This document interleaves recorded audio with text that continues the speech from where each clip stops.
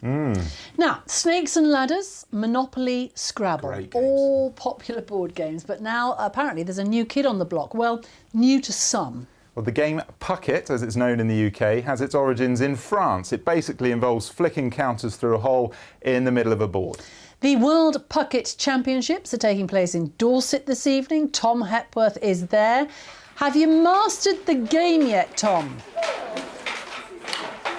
No, not really. I'm more of a bar billiards man, to be honest, Sally. Yeah, it is actually quite an historic day here in Dorset because it is the first ever World Championships taking place here at the Ocado Lounge in Christchurch. You can see some of the players are warming up already, getting the finger muscles working. In fact, some of them have come from as far afield as the USA and Croatia. But what is Pucket, I hear you say, and how do you play it? I've been finding out. Pucket has been played in the dark corners of bars in Europe for centuries. Elastic has replaced catgut, but the game remains the same. Get rid of all the pucks on your side as quickly as possible. Mike Wood is probably Dorset's best player. What's the technique? Can you show us? There's two techniques. One is the harpist. You hold the elastic back, fire. Like this? It goes like that. So what you... Exactly. Or there's another technique, they call it the garners, and you do that. A way to make sure everyone starts at the same time, you do a high 10. Yeah. Then straight into it. OK. What are the dark arts of well, this the game? dark arts are that you can barrack, and it's to be encouraged. And some people, when they're starting to lose, I've had people getting really confident. You're not going to beat me, and they start shouting. I'm not sure there's drugs testing in Pucket. There's no drug testing yet. No. You'd have to maybe testing for coffee.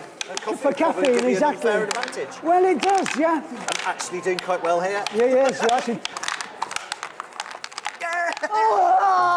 Fantastic. Brilliant. Great game. At last. I've beaten the Grandmaster. World domination. We can all go home. Marvellous. Well, just for the record, Mike won that by 31 games to 1.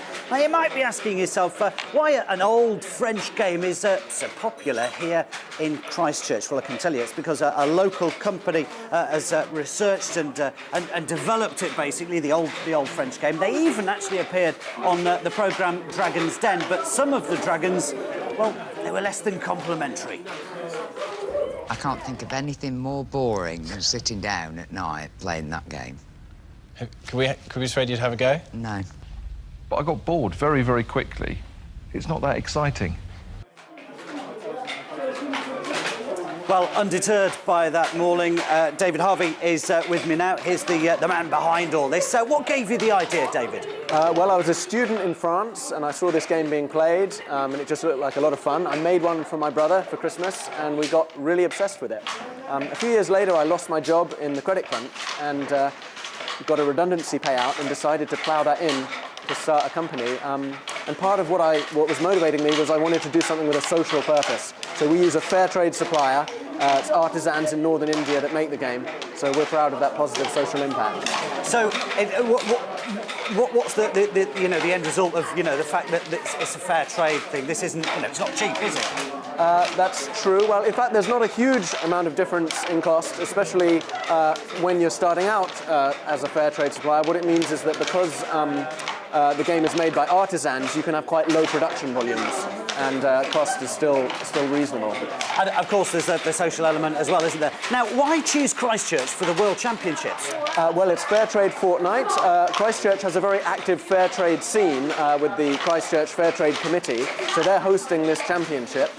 It's a quiet time of year for us, so it's wonderful to get people playing, generate some interest, and we're all having fun. Indeed we are. Well, it looks like fun anyway. It certainly is, I can tell you. David, thank you very much indeed.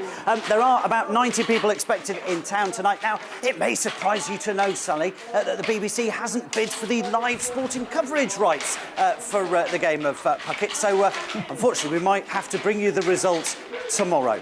Back to you. Tom, thanks very much. No doubt he'll be the commentator in the bar if it does happen.